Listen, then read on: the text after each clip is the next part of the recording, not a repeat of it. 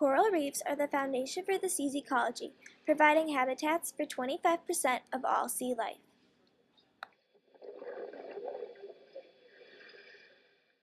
But in some reefs, there are declines of up to 80% in the number of species living on the reefs. Why is coral valuable to save? In the first clip that we showed you, the coral was teeming with life and color. In the second clip, many of the fish were absent and the coral had lost its color due to bleaching. As you can see, coral are shelter for thousands of marine species.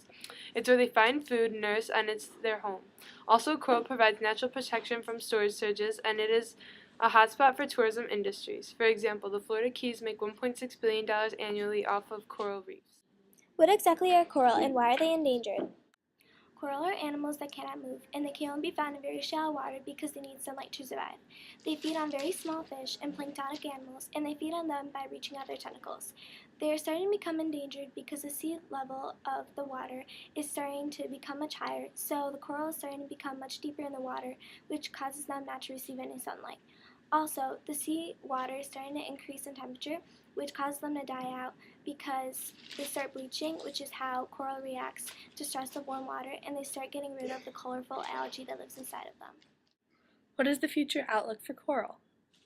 Warm water is expected to rise disease rate for coral. For example, they can get white band, white plague, and white pox. This can lead to mass extinction and subsequently harm the entire ecosystem that it supports. Who's involved in the endangerment and preservation of coral?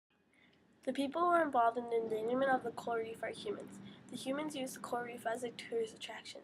Humans also release pollution by deforestation, road construction, and oil and chemical spills.